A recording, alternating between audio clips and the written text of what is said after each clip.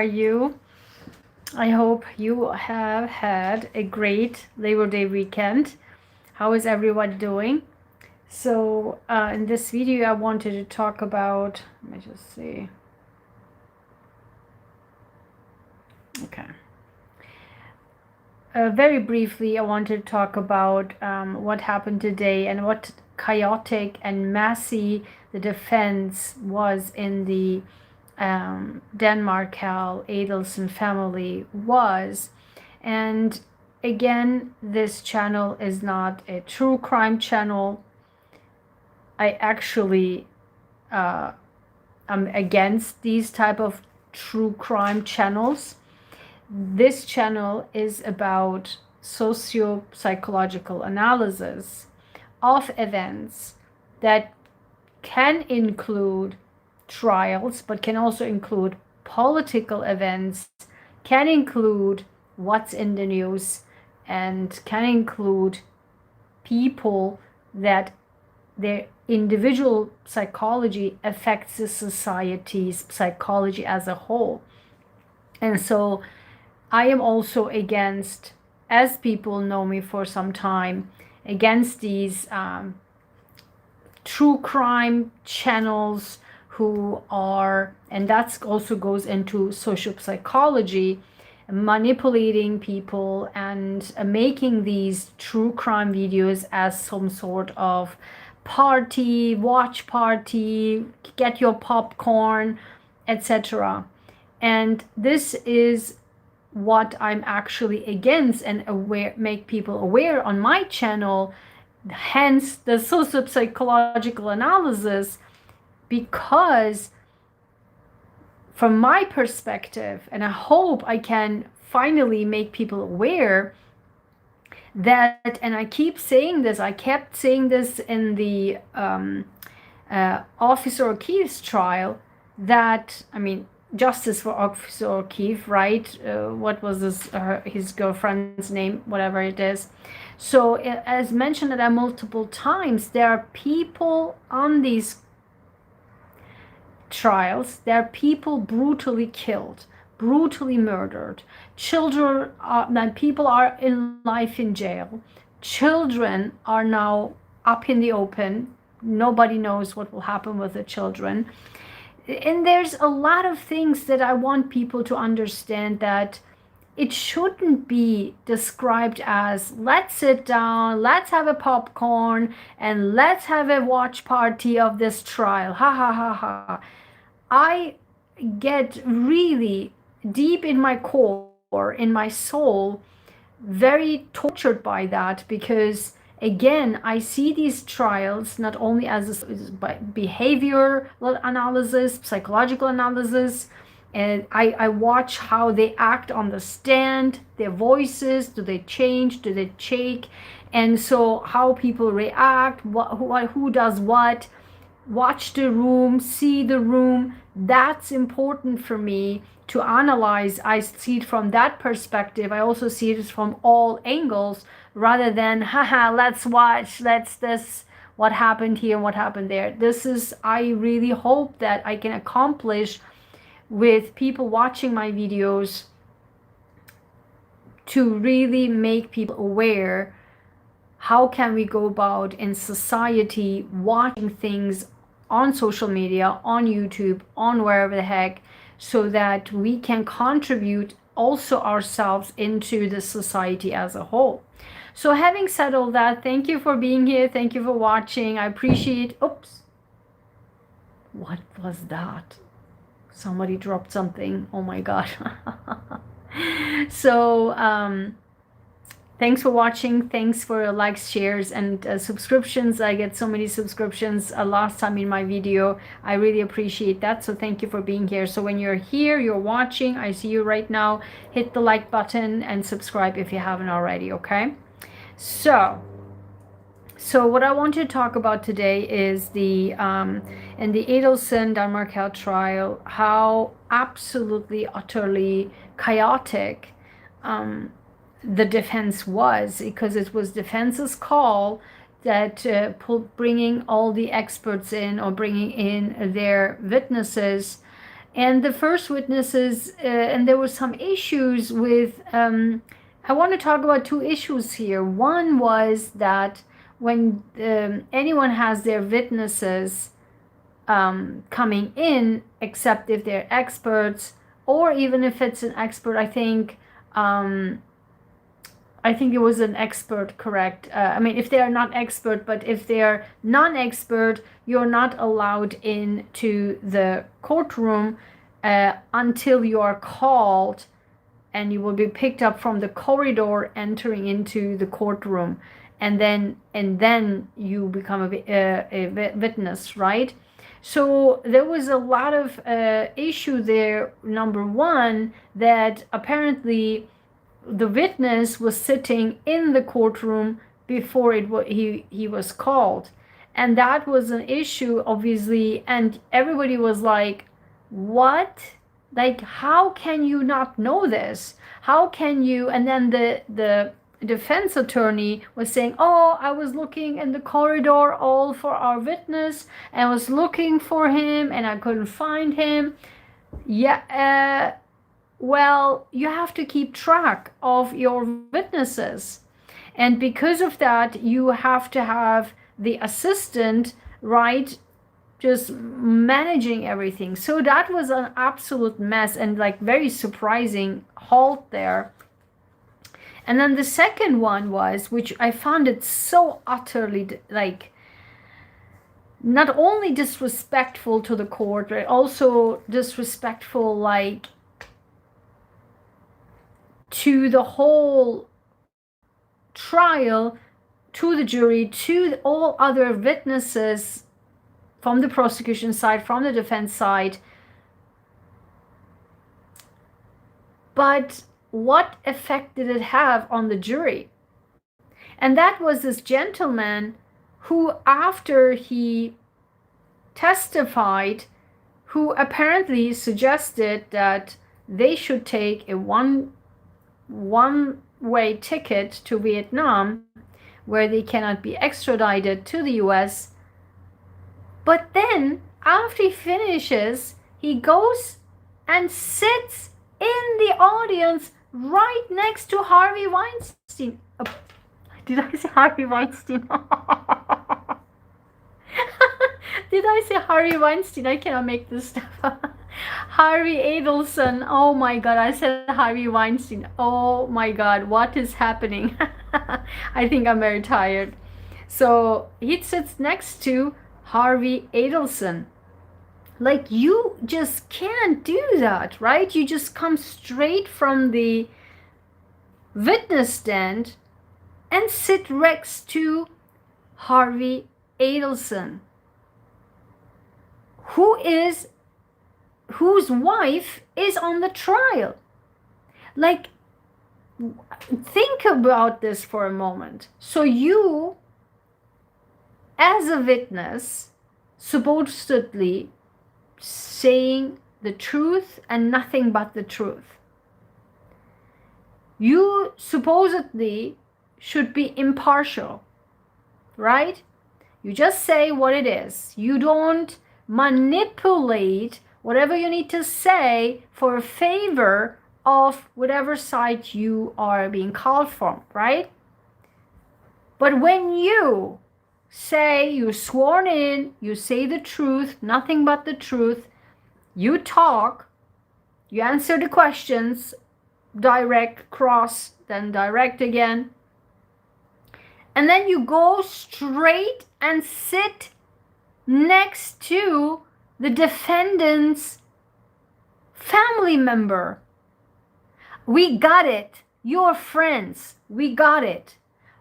But that's not the place. You are a witness, impartial witness, and you sit next to the defendant's family member in the audience. I mean, I just don't understand. Like, were they not trained? Were they not educated in saying beforehand, grab them in the assistant, or even if it's not the defense attorney or the assistant, just go outside and say to the defendant's witness that when you are done, walk straight out. Walk straight out. But sitting next to the defendant's family member, tell me in the comments, let's chat. What do you think it will show to the jury? It may show this person wasn't impartial at all. Maybe whatever he said was in favor for the defendants, for the defense. But also the lady who was the very first witness for defense, you could tell from her attitude that she was there a supportive friend. I don't think this was like a character witness, but I really don't think that she came across impartial whatsoever. I really think she came across as, I'm the friend, I'm here to support her. That's how she came across. And then when she called back again, because people pointed out, because she said after that, and don't get me even started, I was so annoyed by this digital forensic expert. Oh my God, like I can make another video just about her. I was so annoyed. And I can't stand in the United States the women bringing their voice down, so much down to add to their credibility, that's so much down in the throat that it starts to being a raspy voice. Like, I mean, I can't even do it. I just try to do it, but I can't do it. It's just going very down, this voice, very down, so that you hear my raspberry voice, because I try to make a point. It is so hard for me to do this because it's not my natural voice. This is my natural voice going straight out from very relaxed throat, goes straight out, and that's the natural voice. If you sing, I sing, and I had also voice training, and I gave speeches, right? People, if you're new here, I have a lot of awards for public speaking. So your natural voice, if you are hearing this for the first time, let me tell you, and if you are doing public speaking, if you are giving lectures, or if you have a YouTube channel yourself, whatever it is, or if you give a speech right at the wedding, we were invited to talk, please try to just relax your throat and bring your voice out in a natural way. Coming from academia, I see a lot of women just doing this very deep voice to come across, I don't know, credible or whatever the heck, I don't know, but it's just so unnatural, and it's so annoying to hear the rasping voice. And that voice, like that, was with this digital forensic witness for the defense, and this was absolutely hard to listen to. But in any case, what happened was, they said there was no communication between she and Donna. But then after this came out, she suggested, okay, you know what, we use the app, WhatsApp or Viber. I remember 10 years ago, like, Viber was like a thing, right? Nobody uses Viber now, but Viber was a thing. But WhatsApp, then they find out at that time, there wasn't even WhatsApp. There was no Viber. There was no WhatsApp. Because we are talking about 2011, 2014, 2011, 2014. And then she says that they were talking not on the normal phone, but on WhatsApp or on Viber. But then, after that came out, she was called back again. And then it was asked by the prosecution, by Georgia, hey, listen, you said that you were communicating with her through WhatsApp and Viber. Which one? She's like, yeah, either WhatsApp or Viber, whatever.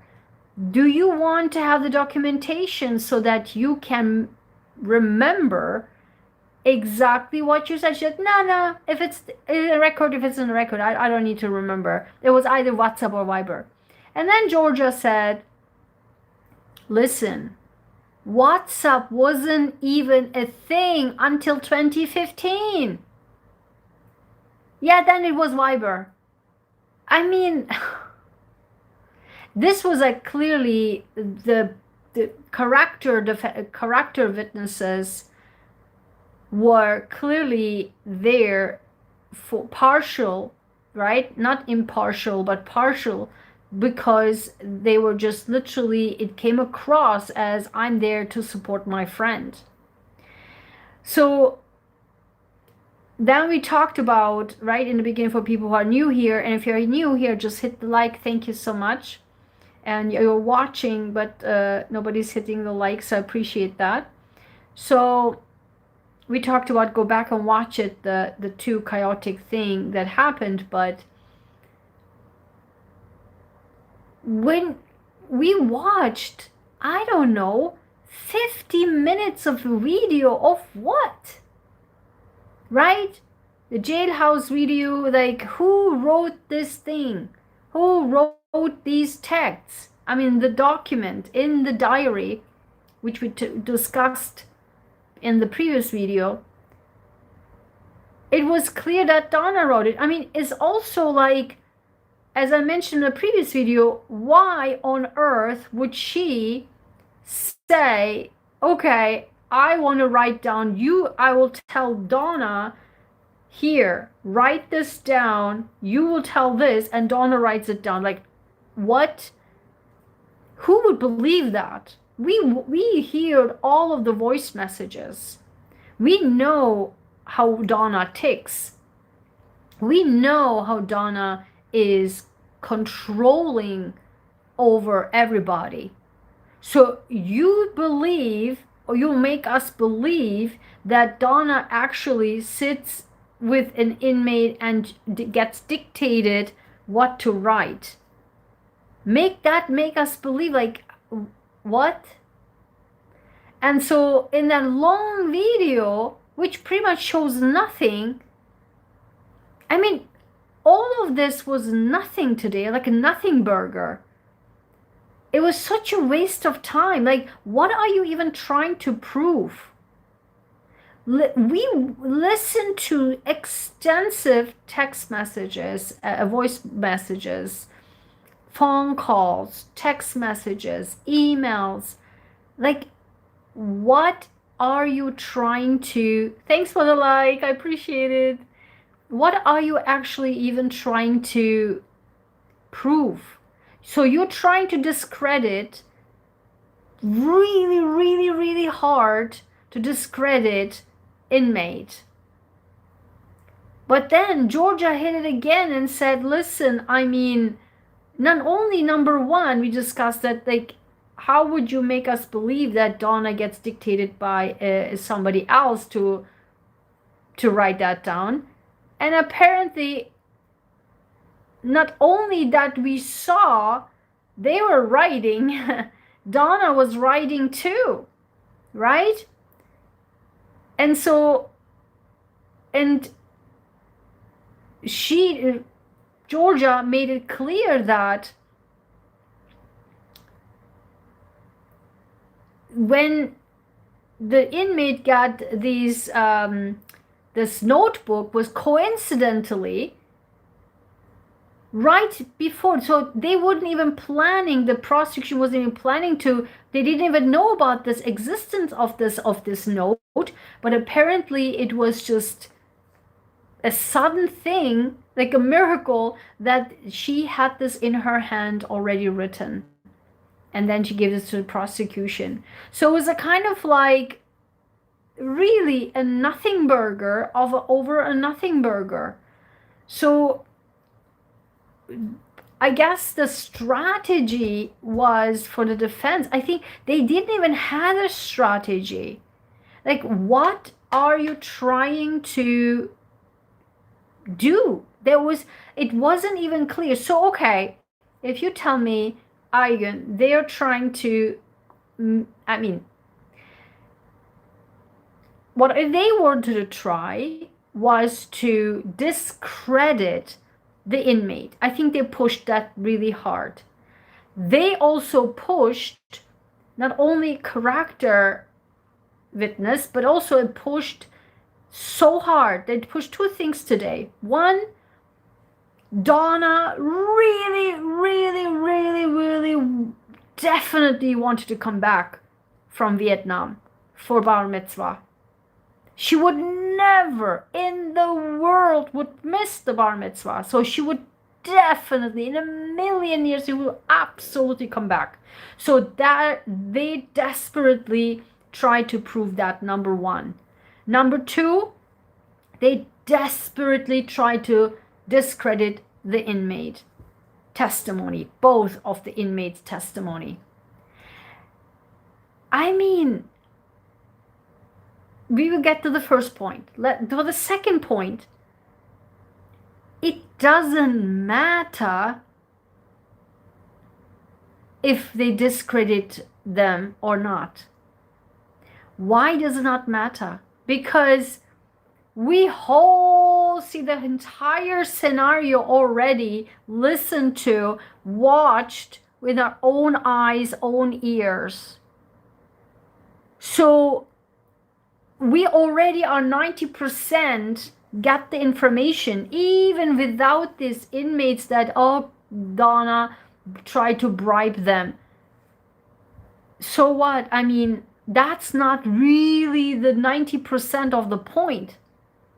So can you disprove the 90% we heard, we watched with our own eyes for hours, for 1.5 days of phone calls between Charlie and Donna? And so we are supposed to get rid of all the 90% of the proof, and this 10, even 5% of the two inmates that Donna tried to bribe them, whether or not Donna said it, she did it or not. It doesn't really matter, because we already established for 90% the circumstantial evidences. And for the first point, Georgia really hit it hard by saying, oh, she is such a, really the definition of a Jewish mother. And then Georgia said, excuse me, do you really think dressing the children in a Nazi uniform is anything Jewish? He's like, I guess not. I guess not. That was even such a weird answer. Like, what? This was a very clearly a character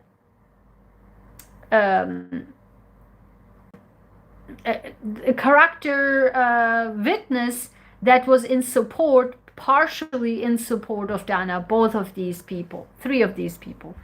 And was so interesting because although they wanted to push this towards a character witness, then Georgia really geniusly, she says, pointed out, hey, listen, aren't you the one who suggested a one-way ticket?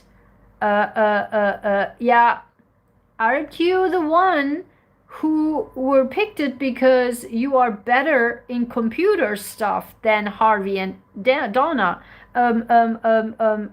And then she had to ask this again.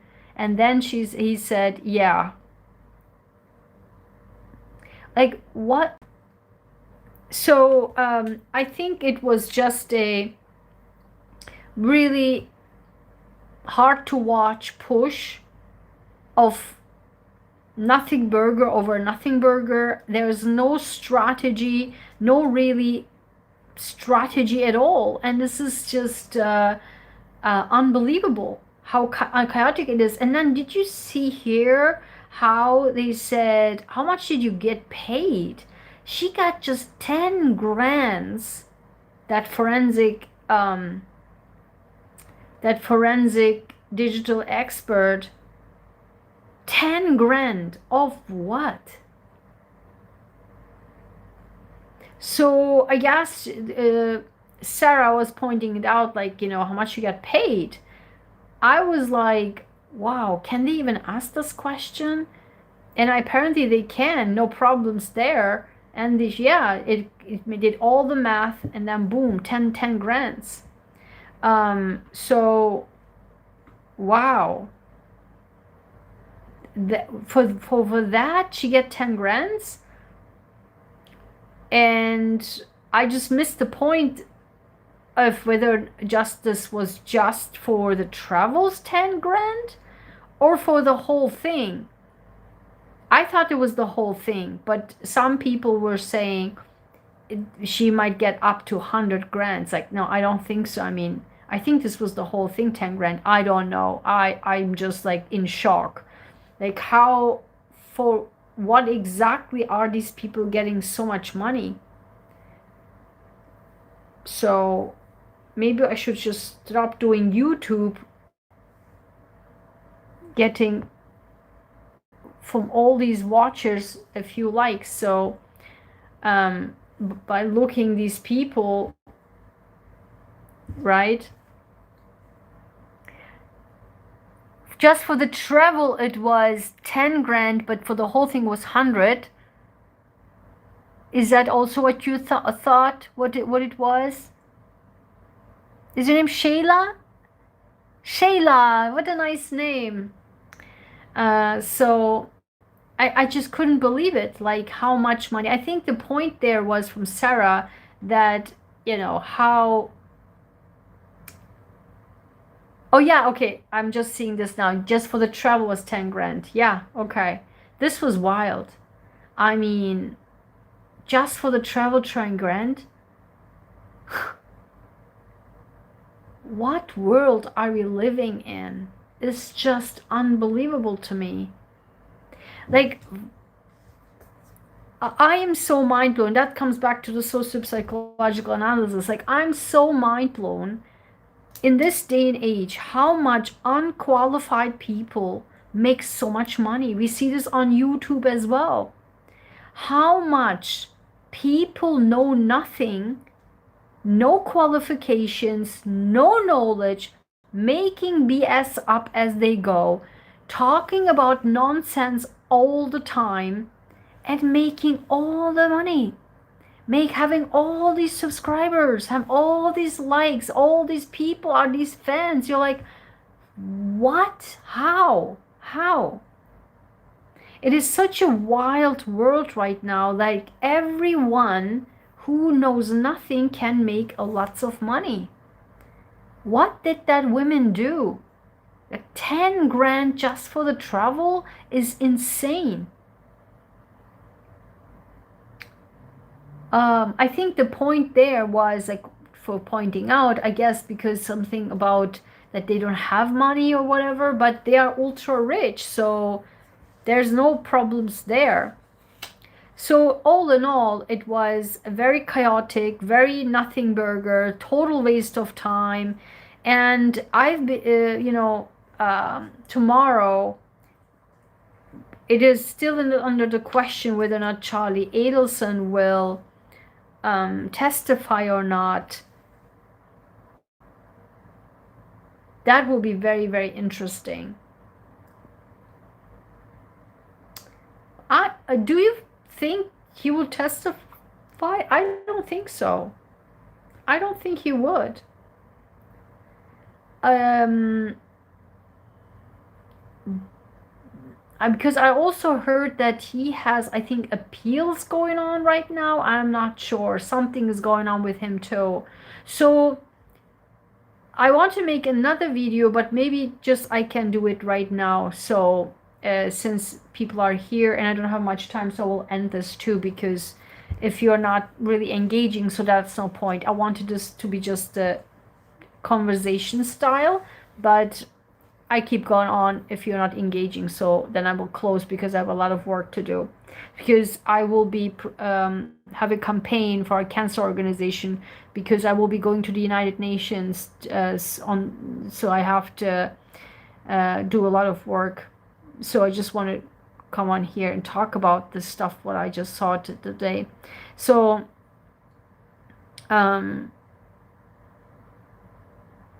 what I want to say, oh my God. Yeah, I wanted to say that, you know, in the first video we were talked about how, you know, narcissistic families and the dynamic, and the, even if the mother is not narcissistic, if she's a controlling mother, and everyone has their own issues, right? Charlie has this mid-child complex. Mom, see me. Mom, here. Don't worry, mom. I will take care of you, mom. Okay. If something like that, right? So, and the mom is controlling, have a like a control over everybody. But with narcissists, right? I'm not saying he's a narcissist or she's a narcissist or whatever. Doesn't matter. We talked about we shouldn't stuck on terminology. In this day and age, everyone wants to know about the terminology. It doesn't really matter. The actions are important. So when people act like them, at the end of the day, it turns always about themselves. When it comes to themselves, it's all about themselves. They can easily throw everybody under the bus. So easily, very easily. So there's something really off. We can do another video, just the analysis of Wendy's interrogation video, which there's so much to cover there. Like, she's like, there's something really off about her. Really off. So the way she fluctuates her emotions from overly emotion to non-emotion to total zero emotions and then back to emotions, is just like ultra chaotic. And this acting, bad acting, there's a lot of acting in that video. In any case, so when it comes to, so she was easily throw Charlie under the bus immediately. And then after Charlie, then she immediately threw under the bus the parents, right? The mother, the parents. That was like, okay, I'm just rescuing myself here. Then Charlie gets convicted. Charlie's in jail. And then immediately Donna says, ciao, adios, bye-bye, and tries to flee because I have to rescue myself. Then she gets caught, and then when there was a conflict between Rita, I just love your podcast. Hi. Thank you. I appreciate that. A podcast. This is nice. I never heard somebody say to me that I have a podcast. Oh, I appreciate this. So then when that issue happened where there was a conflict between their two lawyers, right? Charlie had enough. Charlie understood, excuse me, Wendy's walking free. She's trying to flee me, put me under the bus. I am not giving my lawyer. Screw you, mom. I'm not giving my lawyer, because that way she had to start from scratch, and she had to otherwise, if they were to use the same lawyer without any problematic of a conflict of interest, then it would have been easy ride for Donna. But Charlie said, no sir, no ma'am, not gonna happen. You all threw me so much under the bus, screw you all. And then Donna had to find from scratch brand new lawyers. And Rita, I've been watching you since you had your bike act. I felt so sad for, oh my God, I can cry right now. Thank you. Oh my God, my bike accident. You are such a sweetheart. Thank you so much. You know, as you said that, I actually can really break into tears right now, seriously, because I haven't able to use my arm since that accident. It's been 4 years now. And I am just, finishing my physical therapy again, that I started brand new physical therapy. And I am now finally just a little bit back to use my arm again. So thank you for this. I so appreciate that. It was a very harsh time, very, very harsh, because also my health wasn't in good shape at all. Because I later realized, after I did very much later on, I found out in research that because as you know, when I dive into the asphalt on my head first, popping this part up here, I had a severe health problems after that, and a lot of inflammation, a lot of gut issues, a lot of GI issues, a lot of migraine issues, a lot of severe inflammation, and so joint issues. And very much later on, nobody could find out why. And then that's how I had to rescue myself. So that's how the Scientist Total Health Transformation Protocol started, where I saved my own life. Literally 3 years later, so last year, I literally ran into an article, like a research paper, where actually the brain, if you have a brain injury, that releases so much inflammation in the body, like the insane. And so everything clicked, everything made a lot of sense. So nobody paid attention, and I was like in the micro specialist of Harvard. I picked them, nobody could help me, nobody, because that medical system is so messed up. And that's I will talk about in the United Nations as well, because focusing on cancer patients. But the body is so combined with everything. That's why I like to focus on the total health, focus on not just psychology, but social psychology, because it's the total thing we need to take care of. We need to analyze, taking consideration, not just because when you pick a micro specialist, they just focus on this. You're like, okay, her head, let's stitch this together, and that's it. They didn't even make a brain MRI. They didn't even make a CT scan, just for, I don't even know why, because I was able to speak and that's it. So they didn't even do any scans at all. And so nobody was able to find out why am I suffering internally so much. And so, yeah, I found out myself. And that's the beauty to be a scientist, because I was able to say here this and that and that, and they're like, oh yeah, okay, let's do this, oh yeah, let's do that. Like, screw you, you have to tell me.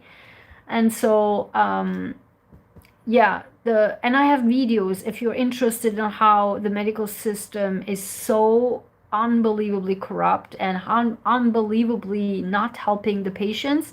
I have videos on that, how I actually rescued myself, saved my own life. I have videos on my channel about that. So the broken healthcare system. So you can watch that. So thank you, Rita. I really appreciate that. Means a lot to me. So um, again, when people, like, coming back to the Adelson family, when people always like think about themselves and then they just kind of faking, oh, it's for the family, oh, it's just no. And when it comes to it, everyone immediately will throw everybody on this bus. This is like a typical narcissistic trait. When the narcissist is cornered, and I show you a lot of tricks on my channel, how we don't want people to corner people, right? But I'm telling this as I show you tactics and methods to save yourself. Our goal is not to corner anybody. Our goal is to help ourselves. And my tips and tricks how to actually not only save yourself from narcissistic, vicious narcissists, but also get your actual justice back. And my blueprint, as I mentioned, I have my course available, my 3-step blueprint course available on my website, draigenshine.com/courses. So definitely get that. Enroll in that, and you can get a certificate after that as well. And this is for your lifetime. And for me, it works within 24 hours, overnight. I get my justice back and from my heavenly justice back as well at the same time, both combined. So a very unique strategy, very unique. This is like my blueprint that I was never even aware of. But now I'm doing this whenever I'm in those kind of situations where I know I get unfairly treated. Hello, narcissist. That's a typical thing. You constantly being treated unfairly, whether it's in your job, your boss, your colleague, your siblings, your family, your neighbor, your whatever the heck, people on the street, in your grocery store. And then you apply these steps. I get my justice back within 24 hours, like overnight. Meaning, as particularly from vicious narcissists when they really attack you. And I now specifically and consciously apply now these methods. And that last time when I viciously was attacked by a narcissist, and I was so unfairly treated, and like literally so unfair, so unjust. And I felt in that moment so bad that I really felt sick. I felt like my heart is popping out of my chest. I feel like I'm getting a heart attack right now. I felt so horrible. And then I said, listen, I have to get out of this immediately. And then I said, wait a minute. Let me make this strategy right now, like my 3-step blueprint, let me apply it consciously. And then I did. Oh my God. Overnight, I slept, and overnight in the morning, the first text message I got was like, tring. I just couldn't believe it. I literally beat the narcissists. Narcissists, plural. Vicious group of narcissists. I mean, and then I filmed it. As I did these steps, I filmed myself. And that course, it's an 8-video course. In that course, you will see my face, how it changes over as I'm doing these. And so it's very effective. That's why I wanted to put this as a course, as my blueprint. So, and I put there's a quiz also. When you pass the quiz, you pass the course, you will get a certificate also from me. Yay! So hopefully we'll get that. It's under my courses section on my website. What are your thoughts? So I am really not,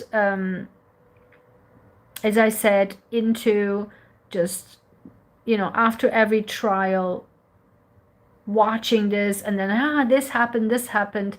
That's really not my focus. My focus is more on discussing how one individual's psychology and actions and behavior affect the larger groups, right? So that we can really, if we are aware of it, so we can change the society as a whole and make the world also a different and better place. Because when we still, as I said in the beginning of the video, when we still seeing these trials and a lens of a Netflix series with popcorn and watching parties, then there's something really messed up in the society.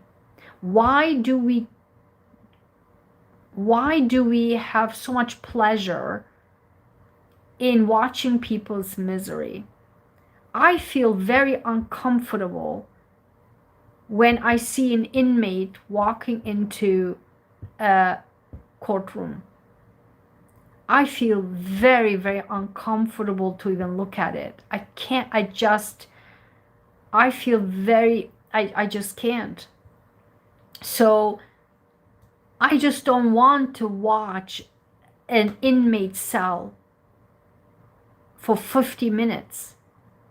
I don't take pleasure of this. I don't wish this to anybody. And I really hate it when I see thumbnails of like Donna in a cartoon, or Wendy in handcuffed in a jail clothing. Like, what is the joke about? Like, haha, do you know what I'm thinking Wendy is next, and let me tell you why. Like, what's wrong with you? Like, what is actually wrong with you? What is so funny about this? You can, if you are seriously believe it, or are you just an entertainer based on other people's misery? Or are you fighting for justice in a very sadistic, absurd way? Like, what is it what you're doing? I cannot imagine that you're fighting for justice. This is just for popularity. More clicks, more likes. And people expect that. Why? Because the more we bring out videos like that, thumbnails like that, that drives more clicks, more views, more subscribers, then we are really exponentially growing the mess of the society of mental health damage. Because you cannot tell me that people who put videos up like that, who are mentally sane, willingly making fun of it and jokingly making cartoons of people's head with handcuffed, with chains and jail clothing. Like, how can people enjoy this? And that's my question. That's what I'm asking. That's what I am hashing out here on my channel. You can analyze a trial in a normal way without putting your schnick-schnack into it. If you want to have a fan group, just do a separate, I don't know, separate just for fun, watching funny stuff, but not in a way when somebody is brutally murdered and we are seeking justice. Tell me if anything what I just said is like absurd. Am I absurd to even question that? Or is what's going on super absurd in this true crime channel? Before the John O'Keefe, because I was utterly disturbed by what happened to Officer John O'Keefe. I mean, he was absolutely brutally murdered, like, you know, in a very viciously, brutally way. It let him die outside in the blizzard of Boston, like beaten up, head popped out. I mean, this is just the end level of humanity. I mean, okay, there's more end level of humanity when we see what they do to children, right? Like we discussed this in the last video. But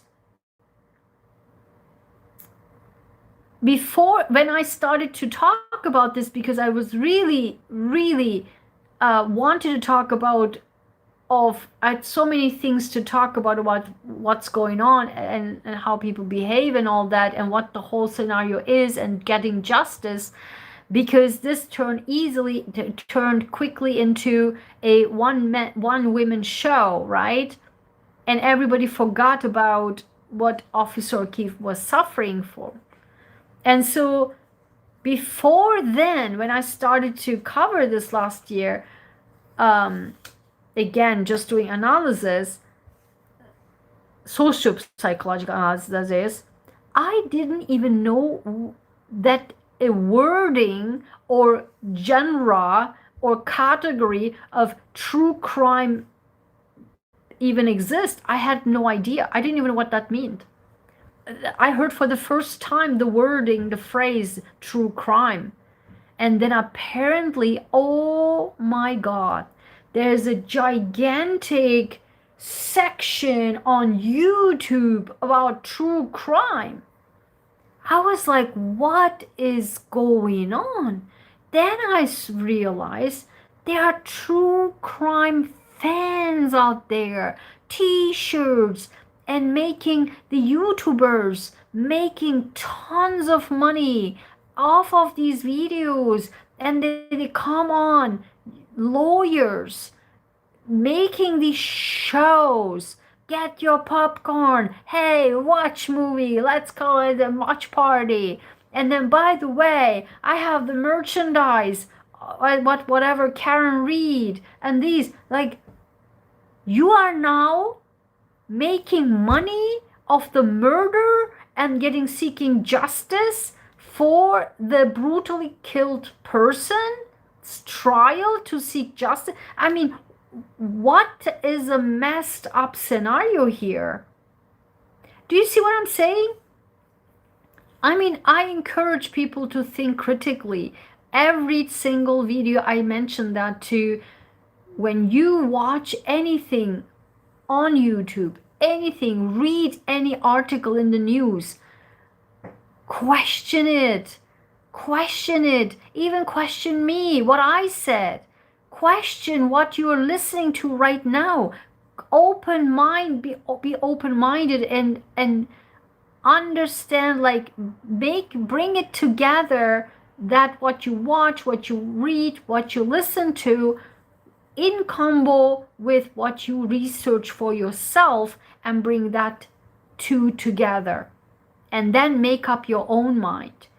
And then I'm hopeful that you will see this is so messed up as a society. And then we are surprised, oh my God, the brutal kid was just so brutally tortured. The brutally tortured kid has a young mother or father. And then if we think about the timeline of these crime videos, YouTube 10 years, then if the mother and father of the brutally killed child, tortured child, is in their 20s. We have YouTube 10 years before then. They were in their teenagers. So the mess up of the, and also Facebook, YouTube, all the social media companies were flourishing within the last 10 years. So imagine a teenager takes in all the nasty information. And imagine a young developing brain, a teenager, see all the crimes and see all the, I mean, how many youth murders, at least I can tell you two who were watching a horror movie and wanted to become that horror movie's lead, to imitate that killer of that horror movie. Remember, in the past there were two young teenager boys who killed they actually killed, brutally stabbed their friends in the friend's home while faking that horror movie, that want to become the identical horror movie. And then remember, there was this girl who brutally attacked her friend, or two of them attacked the friend who was on a bike. Remember that? I mean, I don't even go there because it's late, and it's just, I don't want to disturb my brain because it's just so horrendous. And so when you think about those things, then of course these things are affecting someone's mind. And when you are not thinking critically and keep observing, and then I'm telling you, you are in this boat, full speed train and full speed boat, where you keep normalizing these messed up information or junk you take in. And I discuss this in detail more on the Sunday morning live, where we focus on just ourselves, on our empowerment. If you haven't already watched it, because I talked about how it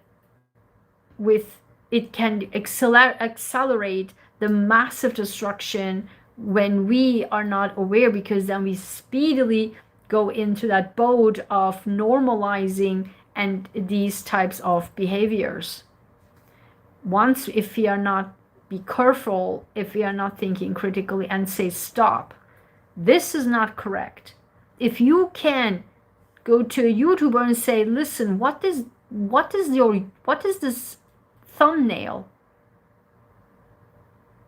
and this cartoonish of an inmate, or locking people. They do this also for, I don't know, politicians.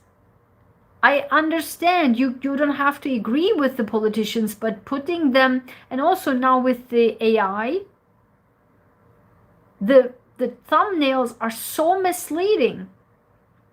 They are now making, for example, the thumbnails are so misleading. Say, for example, they put this character into a, I don't know, jailhouse, or in a way that is disturbed, and so on. Has nothing to do with either the topic or with that actually what is happening to that person, living person. And when that happens, YouTube has strict rules. You can report those, because YouTube doesn't like Amazon, they don't like to mislead their customers, because they want people to keep as the customers. We are the customers, right? On their platform. So if you see anything that doesn't it's mismatching, report them. Go to the toggle at the very far right and there says report it, report these people. Because finally, I mean, we have to wake up. The society has to wake up. And that's why I focus on our Sunday lives on the Sunday morning, 10 a.m. Eastern, where we focus on our own individual strength and empowerment and knowledge, so that we as individuals have emotional strength, have knowledgeable strength, have actually mental strength, so that we can stand up, or we can be the powerhouse, not only inside of us, but also as a society as a whole, because we will affect people around us. Because, for example, I'm giving you just an example. Rita just tells me, I just love your podcast, and tells me, I've been watching you since you had your bike accident. I felt so sad for. This was 4 years ago. And you know what I mean? So when you have no idea, but apparently you affect people around you. And I hear this all the time.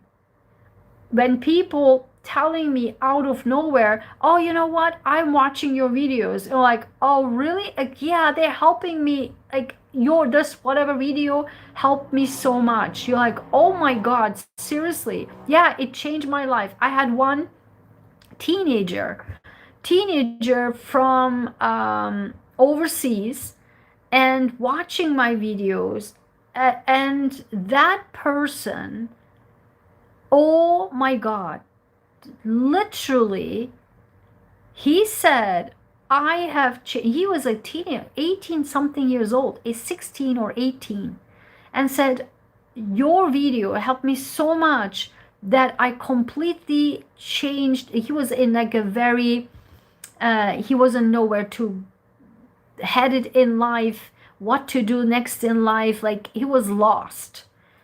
And then watching just one video helped him to find what to focus on in life, find a path, and turned his passion into a full structured direction. And he constantly was coming and reporting on my channel and say, I've done now this step, I've done this step. I wasn't even asking, he would just keep reporting me. And every time he's like, I'm so happy, I know exactly where I'm doing, where I'm going in life, where I'm headed. I feel so great. I changed my friend circle, I'm now this and that. And I am like, my goodness, one video can change a teenager's life forever. And that's, my friend, I want you to take away from this video, is that, and from all my videos, once you are strong within yourself, inside of mentally, physically, emotionally there, and that is the only way we can make changes in the society and in the world as a whole. And I do hope that our main goal, and I discussed this morning with my dad, and we talk a lot with my dad about this stuff, and I do hope that our goal is actually larger than we are just doing every single day. Because as I mentioned this morning to my dad, we see being on this earth, being a human being, as so granted. We see this as it is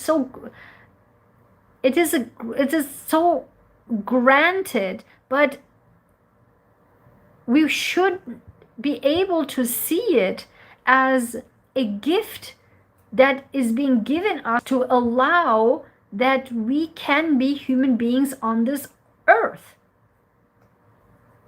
We shouldn't take it for granted.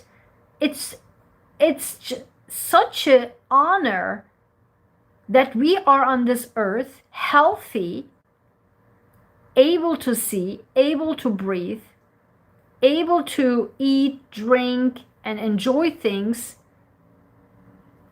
while many people do not have that privilege. Either they get murdered out of nowhere they got killed, or bombs are being on top of their heads. I don't know. But if we are here, have this honor to be a human being on this earth, then we should see this as honor and appreciate it as such. That's exactly what I said this morning to my dad, because I felt it's so unbelievable how people just take everything they have as granted. Even our problems are so large, are so big. And I'm telling you, I'm not here to say your problems are not big. I mean, I can write a second PhD about all the gigantic problems, okay?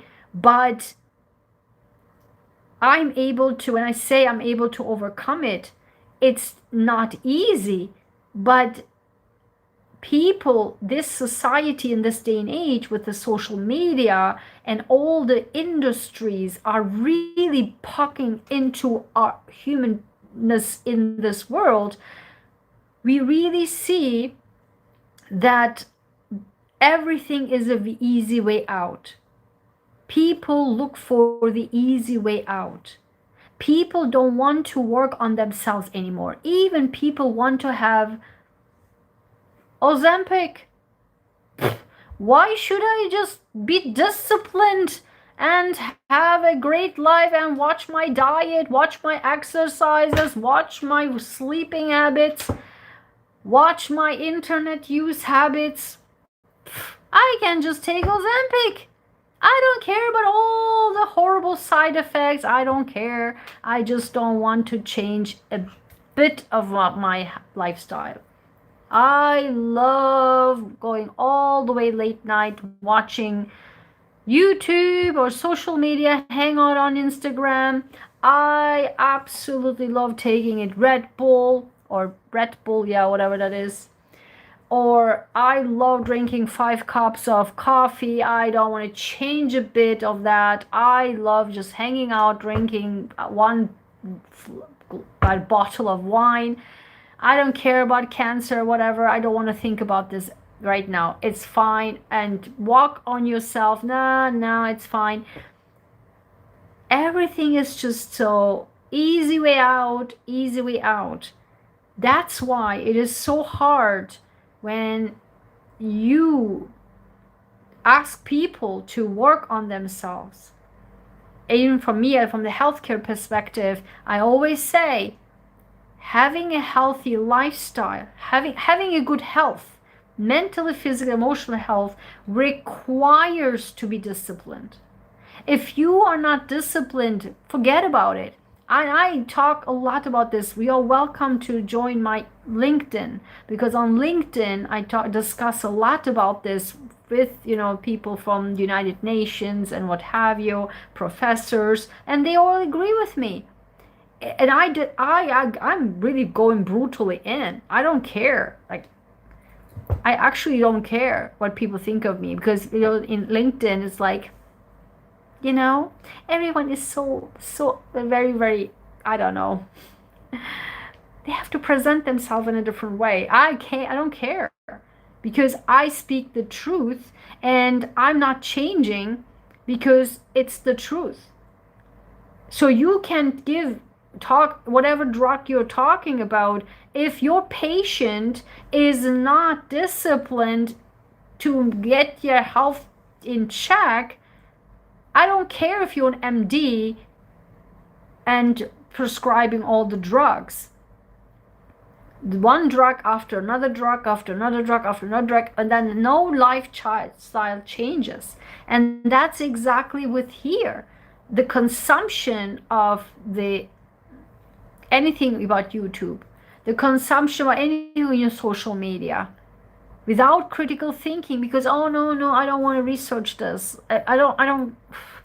Who has time right now to to research if this information is even accurate. I mean, yeah, okay, I got it. It's fine. I think I trust this person. I like this person. So probably it's all she researched it for me or he researched it for me. So I trust this person. I like this person. Yeah, it doesn't matter if the person tells all crap. I think it sounds about right.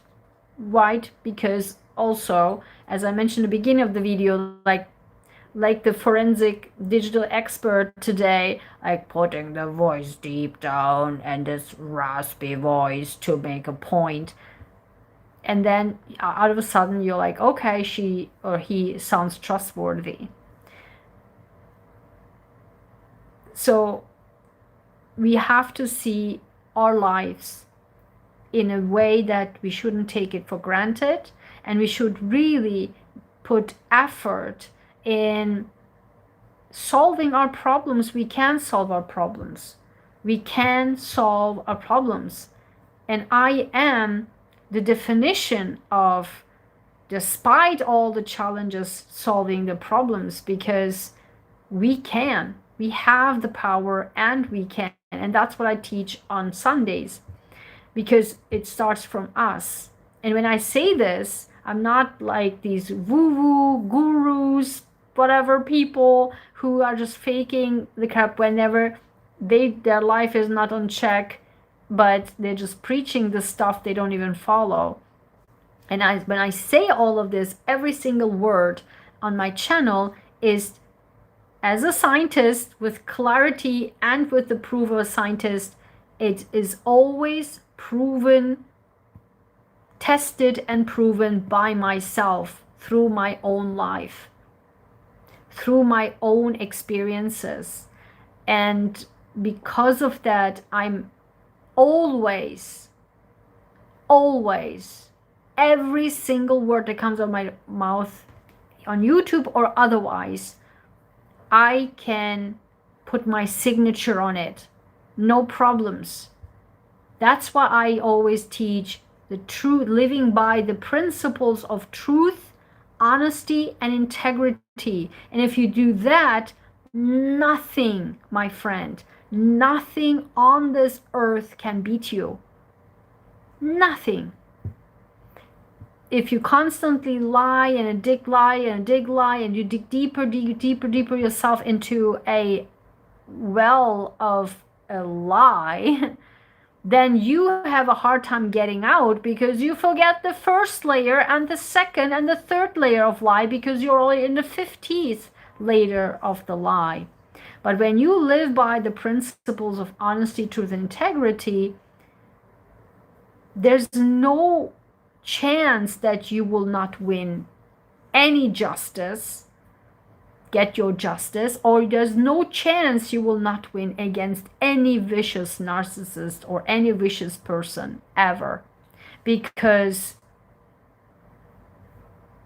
you just are always on the truth side, the side of that actually matters. And also I have a video about dealing with narcissists that nobody's talking about, and that is the practical steps on this earth, actually, not just like talking here, yeah, narcissist this, narcissist that. No, actually the steps you must take if you're dealing with narcissist, so that you can be, when it comes to it, when it comes to justice, that you will get your justice. You just cannot say hope and pray that they will go away. There's certain things, if you are really like in a pickle with a narcissist where your justice is taken away from you, and when you really are finding yourself in an unfair situation, which you will constantly when you deal with narcissists, then there need to be steps you must take every day or whenever you deal with them, so that you can be from the justice side, on the right side. So you can watch this on my channel. So having said all that, I hope this was educational, informative, or useful. If it was, please hit like. I appreciate it. I see people watching. And I also would appreciate hitting the like, so that this many more people can see that. And also I feel at least that my 1 hour talk meant something, so I can have some feedback. So I appreciate you guys. Rita, thank you so much. I mean, your comment means the world to me. I mean, it really almost made me cry. So thank you so much for that. Shayla, thank you for your comment. I appreciate this. Actually, I wanted to take a screenshot of this because I loved your, oops, sorry about this. Oh my God. All right. I love this so much. So thank you guys. I wished you could had more chat in the comments. I mean, that we could have been interactive, but it's fine. Listening to me is also fine, but whenever, if you can come back and still interact in the comments, because I read the comments all the time, and oftentimes also really try to reply as well. So thank you so much, guys. Have a nice evening, and I will see you. By the way, I just want to inform you just before I go. I talked about the truth, honesty, integrity t-shirts that I had made for a very long time, and they're all on my Etsy store, and all my other justice and freedom and my activism, all my shirts are here for years on YouTube and on my Etsy store. So get empowered, take these shirts, feel the justice that comes from you. We don't need these trials, whatever, to feel the justice. We have to feel the justice that really comes from us in our day-to-day lives. Feel the power inside of you. Feel the justice and freedom, because justice leads to freedom. Knowledge leads to freedom. Power leads to freedom. I'm telling you, it is so empowering when you have your justice back. You feel free. You feel like a bird. And then you understand how much you were in prison, internal prison, external prison, and how much freedom truly means. And freedom can be a lot of things, depends on what situation you're going through. Even when you are, are now getting rid of, that nasty home with the nasty landlord. Now you're in a different place, and you're like, have a great, you feel empowered, you feel the freedom. If you live in a horrible neighborhood and now you moved in a greater neighborhood, and you feel the freedom. And when narcissists really attack you, and you feel restricted, you feel your justice was taken back. And once you deal with that, hopefully with the course that I offer, my blueprint, then you feel, when you got your justice back, you feel like a bird. And that's why the only way to get there is by living your life in truth, honesty, and integrity always. Bye-bye.